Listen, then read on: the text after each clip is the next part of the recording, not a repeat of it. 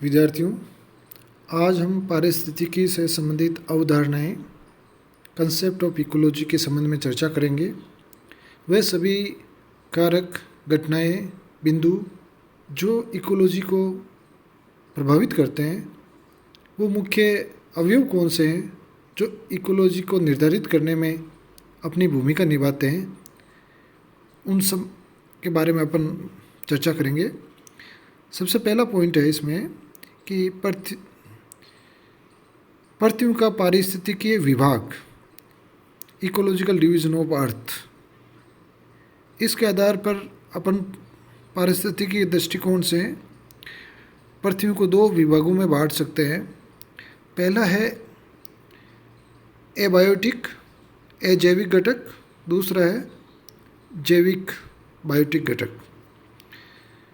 पुनः अपन जो है एबायोटिक घटक को पुनः तीन भागों में डिवाइड करते हैं: वायुमंडल, स्थलमंडल, जलमंडल। Atmosphere, lithosphere, hydrosphere.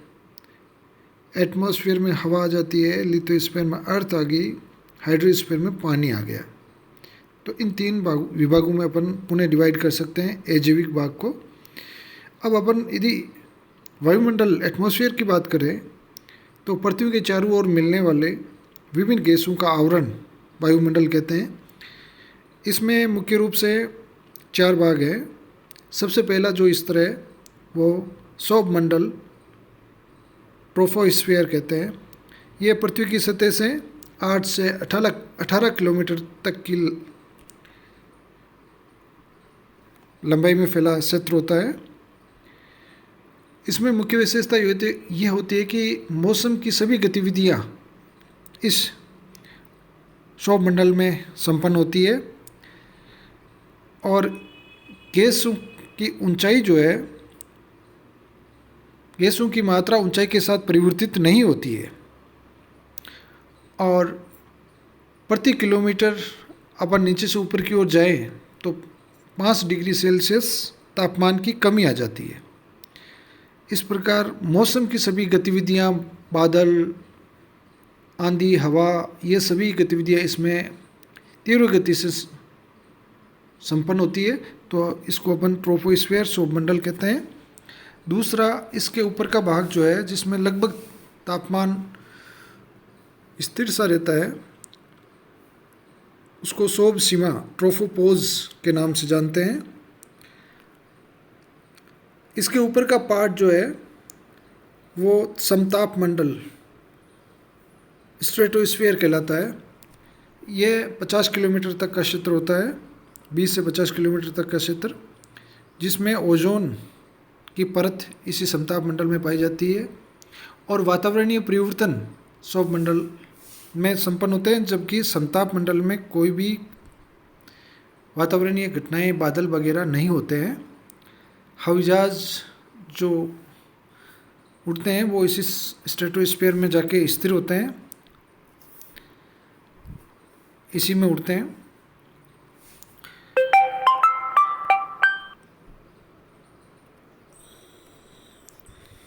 इसके अलावा आजकल के वातावरणीय घटक के रूप में इसमें ओजोन परत पाई जाती है। ओजोन परत जो है इसके ऊपरी क्षेत्र में पाई जाती है, जो कि सूर्य से आने वाली पराबैंगनी किरणों को रोकती है, यानी एक तरह से अपना सुरक्षा कवच होता है। लेकिन अब क्लोरोफ्लोरोकार्बन जैसे पदार्थ जो स्वतंत्र रूप से वातावरण में प्रभावित होकर इस ओजोन परत का विरलन करते हैं, जिसको ओजोन छिद्र के नाम से जानते हैं, ओजोन डिप्लेशन।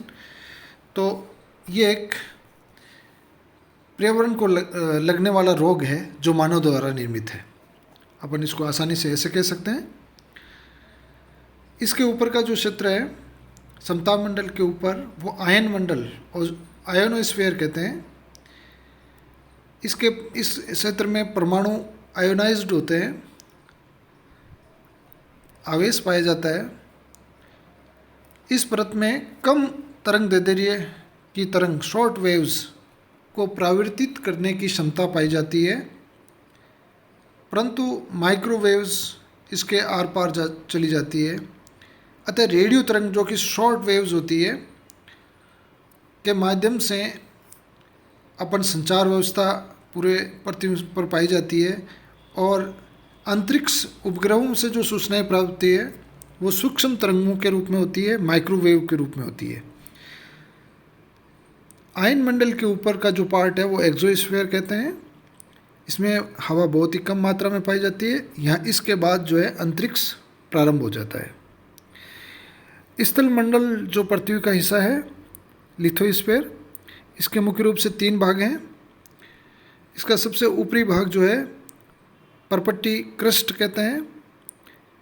इसमें जंतु, वनस्पतियाँ, सभी ये जो जैविक भाग है ये इस पे परपट्टी क्रस्ट पे पाए जाते हैं।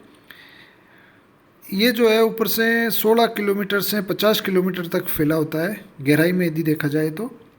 इसके बाद का हिस्सा जो है वो प्रावर मेंटल कहलाता है, जो 2880 किलोमीटर का मोटा भाग होता है, जो लोहे और मैग्नीशियम की चट्टानों से बना होता है। लोहा और मैग्नीशियम यह पृथ्वी के वजन का 6% हिस्सा बनाता है, और आयतन 84% मेंटल द्वारा निर्मित होता है। इसके आगे का हिस्सा जो है वो क्रोड आंतरिक भाग होता है, जिसका तापमान 8000 डिग्री सेल्सियस के करीब होता है। भारी घनत्व के निकल और लोहे जैसे पदार्थ इसमें पाए जाते हैं। इसके बाद जो है जलमंडल में जल से निर्मित सभी समुद्र, खाड़ी, नदियाँ, तालाब, झरने, पोखर, बर्फ, ध्रुवीय हिस्से, ये सभी आ जाते हैं इसमें। तो अपन ये कह सकते हैं कि सबसे अधिक मात्रा में जो जल का वितरण है वो समुद्रों में होता है, और अलवणीय जल जो है फ्रेश वाटर वो 2.6% पृथ्वी पर पाया जाता है। 97.4% तक अलवणीय जल होता है। अब जैविक भाग के रूप में बायोस्फीयर, बायोटिक पार्ट इसमें सम्मिलित है। इसमें अपन तीनों जो अभी अध्ययन किया है, जैसे वायुमंडल, स्थल मंडल, जल मंडल, इन तीनों का वह भाग जहाँ जीवन पाया जाता है, पृथ्वी का वह भाग जहाँ पादप और जंतु पाए जाते हैं, यह उनके योग्य उपयुक्त क्षेत्र होता है। हिम रेखा के ऊपर जहाँ वर्ष भर बर्फ जमी रहती है उसको इसमें सम्मिलित नहीं किया जाता है। इस प्रकार बायोस्फीयर में वो सभी क्षेत्र आ जाते हैं जिसमें जीवन संभव होता है। ये तीनों स्थल मंडलों का, स्थल मंडल, जलमंडल और वायुमंडल का भाग होता है। इसको अपन इको स्फीयर भी कह सकते हैं। अगला जो पॉइंट है वो है समष्टि पॉपुलेशन। पारिस्थितिकी में समष्टि का अध्ययन एक इकाई के रूप में किया जाता है। यह एक जाति के जीवों का वह समूह है जो किसी समय एक विशिष्ट क्षेत्र में पाया जाता है। एक जाति के जीवों का समूह को अपन समष्टि कहते हैं। समष्टि में जन्म, मृत्यु दर, लिंग अनुपात, व्यय वितरण आदि के अध्ययन के महत्वपूर्ण तथ्य अपन को ज्ञात होते हैं। नेक्स्ट बिंदु है समुदाय, कम्युनिटी। कम्युनिटी एक क्षेत्र विशेष में पाए जाने वाले विभिन्न जंतुओं के समूह को अपन कहते हैं। इन जातियों की, विभिन्न जातियों का परस्पर अंतर संबंध भी प्रदर्शित होता है। समष्टि की तुलना में समुदाय एक अधिक स्थिर और आत्मनिर्भर इकाई है, क्योंकि इसमें विभिन्न जैविक घटक उपस्थित होते हैं। पादप और जंतु दोनों इसमें सम्मिलित होते हैं। अगला जो नेक्स्ट पॉइंट है वह पारितंत्र, इकोसिस्टम। अपन एक छोटे से तालाब की कल्पना करें, देखें तो सूर्य से आने वाली ऊर्जा से कार्बनिक पदार्थ जो वनस्पतियाँ पाई जाती है, शैवाल होते हैं, वो तैयार होती है, वहाँ बनता है और उसको विभिन्न प्रकार के लार्वा, मछलियाँ, कीट आदि खाते रहते हैं। उन पर निर्भर रहने वाले मेंढक, कछुए ये इनका भोजन बनाते हैं। इसी तरीके से ये जब नष्ट होते हैं तो अपघटक जो है सूक्ष्म जीव, बैक्टीरिया, इनको पुनः कार्बनिक पदार्थों को अन्य संगठक तत्वों में तोड़ देते हैं। इस प्रकार पुनः ये सिस्टम में चले जाते हैं। तो इस प्रकार का तंत्र जिसमें एक समुदाय के समस्त जीव व उसके अंतःक्रिया के साथ संबद्ध अजैविक घटक सम्मिलित हो तो अपन इसको इकोसिस्टम कहते हैं। इकोलॉजिकल सिस्टम और इकोसिस्टम कहते हैं। यानी एक तंत्र जिसमें एक समुदाय के समस्त जीव व उनसे अंतःक्रिया करने वाले संबंध अजैविक घटक, जीव और अजैविक घटक दोनों आ जाते हैं। तो उनके दोनों के बीच के जो परस्पर अंतःक्रिया का अध्ययन होता है वो इकोसिस्टम के अंदर होता है। सबसे पहले इकोसिस्टम जो शब्द है टेंसले ने दिया, एक परितंत्र के समस्त घटक एक दूसरे से घनिष्ठ रूप से संबद्ध रहते हैं और एक दूसरे को प्रभावित करते हैं। अगला जो पॉइंट है पर्यावास एवं निकेत, हैबिटाट और निक, वह ऐसा क्षेत्र जो एक जाति उस क्षेत्र में अधिकतम पाई जाती है, जिसके आधार पर अपन पहचान जाते हैं कि औरंगुटान है वह घने वृक्षों के वन में पाए जाते हैं। मछलियाँ जो है फ्रेश वाटर में पाई जाती है, या जैसे कि अपन कह सकते हैं fresh water habitat, grassland habitat. और इनके बीच में परस्पर वातावरण के साथ जो संबंध होता है उसका अध्ययन के आधार पर इनकी उपस्थिति सुनिश्चित होती है। अगला जो पॉइंट है वो है पर्यावरणीय कारक, जैसे कि एबायोटिक कारकों का अपन ने अध्ययन किया, उसके साथ मृदीय कारक, मृदा की संरचना, मृदा का संगठन, मृदा का आकार, मृदा प्रोफाइल, इसमें ह्यूमिडिटी, इसमें पाए जाने वाले सोइल माइक्रोब्स, इन सब की भूमिका होती है इकोलॉजी को प्रभावित करने की, इकोसिस्टम को प्रभावित करने की। टोपोग्राफी यानी कि उसमें पर्वत श्रृंखलाएँ हैं तो बरसात का क्या स्वरूप रहेगा, मैदान है तो क्या स्वरूप रहेगा, और पठार है तो क्या स्वरूप रहेगा, उनकी क्या आकृति है, किस अक्षांश पे स्थित हैं, कैसा ढलान है, इसके आधार पे ये पारिस्थितिकी को प्रभावित करते हैं। अगला है जलवायुवीय कारक, क्लाइमेटिक फैक्टर, रेनफॉल, बरसात, प्रकाश की मात्रा, ऑक्सीजन, अन्य गैसें कितनी मात्रा में उपस्थित है, उसके आधार पे वो क्लाइमेट उसका निर्धारित होता है। इस अगला जो पॉइंट है वो जीवोम या बायोम। कुछ विशेष प्रकार का क्षेत्र पाए जाते हैं जिनकी विशिष्ट जलवायुवीय विशेषताएं होती है और उसमें पाए जाने वाले फ्लोरा और फ्यूना भी उस क्षेत्र में अन्य क्षेत्रों से अलग पाए जाते हैं। इनका जो क्लाइमेटिक फैक्टर है उसमें टेम्परेचर है, वनस्पति है, जीव जंतु है, वो उसी क्षेत्र में अधिकतम पाए जाते हैं जो उनके लिए अनुकूल होता है। इस प्रकार का जो विस्तृत क्षेत्र है उसको अपन जीवोम या बायोम कहते हैं। टेरेस्ट्रियल बायोम के अंदर टुंड्रा, टेगा,